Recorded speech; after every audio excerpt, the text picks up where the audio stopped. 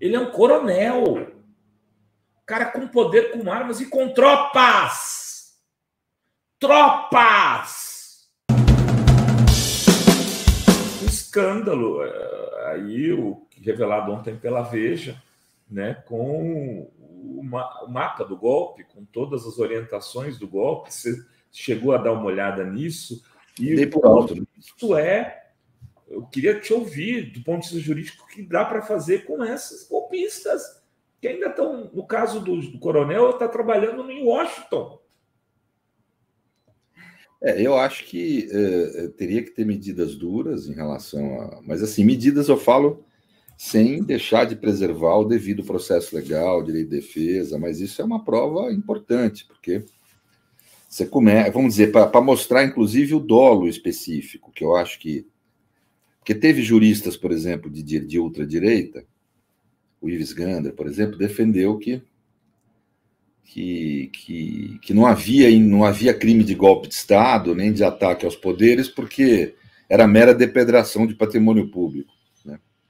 Isso aí é uma das diversas provas que mostra a intenção de golpear mesmo. Né? Mas é uma das. Eu vi também manifestações dos próprios caras que estão sendo processados na internet, convocando as pessoas a um golpe de Estado. Né? Isso não dá para brincar com isso, né? Agora as pessoas falam, não, mas não era bem assim. Como não é bem assim? Você foi lá, convocou um golpe de Estado, articulou, pagaram o ônibus, etc. Foi até Brasília, quebrou tudo, com a óbvia função de estimular os militares, né? E a intervirem. Né? E esse tipo de prova vai mostrando o vínculo do antigo governo com esse tipo de prática, com essa intenção golpista. Né? Isso é crime, um crime grave contra a democracia. Né? Não dá para confundir essas coisas com liberdade de expressão, como às vezes fazem. Isso é uma imensa besteira. Não há país nenhum do mundo que permita esse tipo de conduta sem sanção. Quer dizer, ou seja, isso aí não... Golpe de Estado, ameaça aos poderes, são, vamos dizer, condutas que são reprimidos no mundo inteiro. Cada um vai ter. A tradição anglo-saxã caracteriza como crimes de revolta, etc. e tal. O mundo europeu é mais que nem o nosso. Nós, aqui na América Latina, usamos a expressão golpe de Estado, que eu estou meio habituado com isso na nossa história, né? Mas a realidade é que tudo tem o mesmo sentido, né? Agressões ao regime político, à segurança do Estado, da sociedade, são esses elementos. Se você transformar a ação política e a liberdade de expressão em forma de convocação à violência, é crime em qualquer lugar do mundo. Né? Aliás, está me irritando um pouco, Renato, isso assim como constitucionalista, me irritando mesmo. Um pessoal de direita aí que vive falando, não, mas nos Estados Unidos tem liberdade de expressão, aqui não tem. Conversa para boi dormir. Os Estados Unidos tem lá um pouco mais de flexibilidade quando você faz a crítica a minorias. Mas nesse campo da política, eles são muito mais estritos do que nós. Veja o que aconteceu com o Julian Assange, né, que é um jornalista que nada mais fez do que publicar informações que ele recebeu.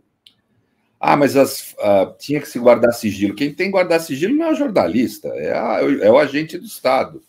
Pode-se até querer punir o agente do Estado que veiculou uma informação sigilosa. Mas nos Estados Unidos, você mexeu com o assunto segurança de Estado ou segurança nacional, não tem direito, não tem nada, é medida de exceção mesmo. Nós temos apontado nos nossos estudos isso faz tempo. Então, essa história de que lá tem liberdade de expressão total, isso é bobagem de brasileiro que não conhece nada do que é de brasileiro de ultradireita, que não conhece nada do que é o regime jurídico norte-americano, do que são as normas deles. O pessoal que atacou aí, que estava envolvido no caso do ataque do Capitol, lá do Capitólio, né? Capitólio, foram presos, estão aí condenados a 20 anos de cadeia. E o caso do Capitólio foi muito menor do que houve em 8 de janeiro no Brasil. Então, não tem a menor dúvida que essa turma tem que ser punida. Agora, com o devido processo legal, com direito de defesa, de uma forma civilizada. Mas as sanções têm que ser duras aí. Porque a nossa lei, eu conheço, eu fui um dos que ajudou a debater o projeto, né? Inclusive redigi, junto com colegas, o projeto apresentado pelo deputado Paulo Teixeira, de Defesa da Democracia. Então, participei ativamente desse debate. Você tem ali condições, junto com as demais normas penais aplicáveis, de aplicar penas graves para essa turma, e é o que tem que fazer. Né? Mas, óbvio, com o respeito à defesa, ao processo legal, etc.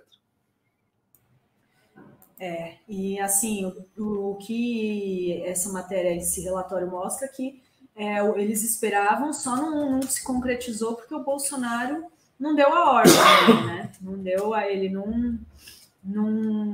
E por que você acha que isso não aconteceu, Pedro? O que faltou para o plano deles que eles queriam executar? Eu acho, é intuição minha, não tenho certeza, acho que ninguém tem, né?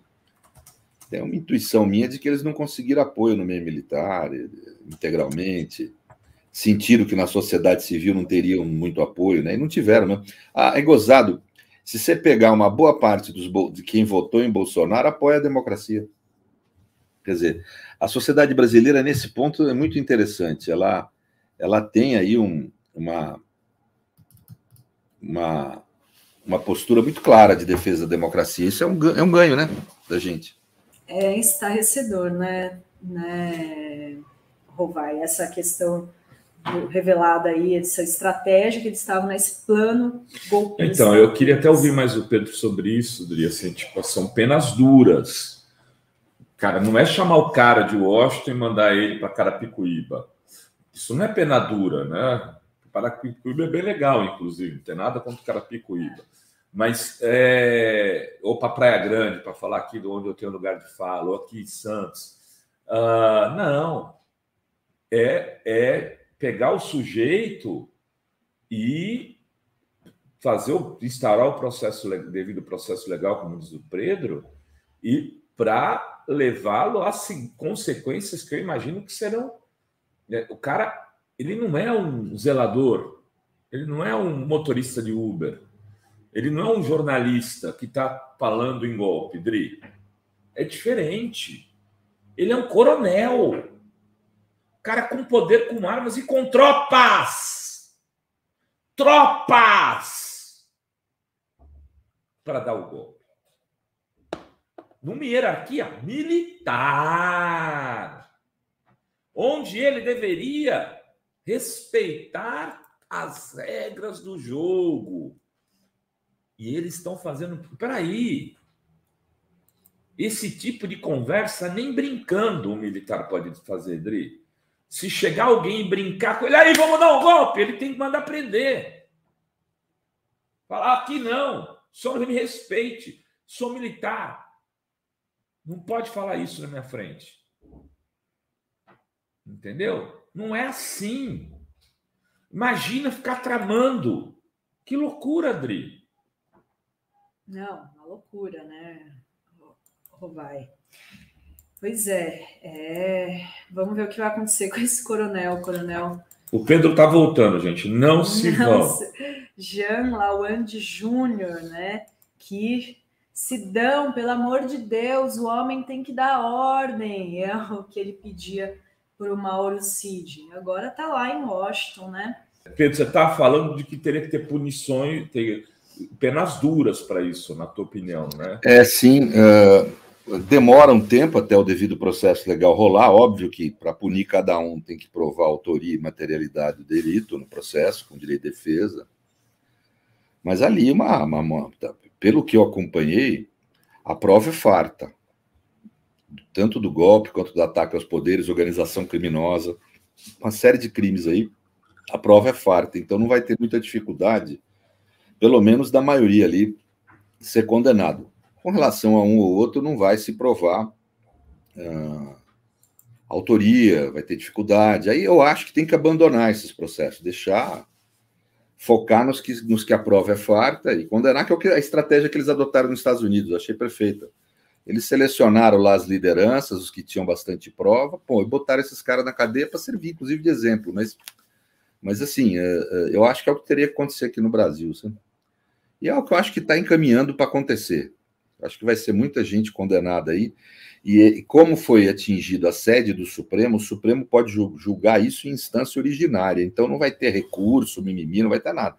Esses caras tem que estar preocupado. Quem está nos assistindo aí, eventualmente, participou desses atos, se preocupe, procure um bom advogado, porque a possibilidade de ter problema aí para a tua vida é muito grande, e desculpe, mas com razão.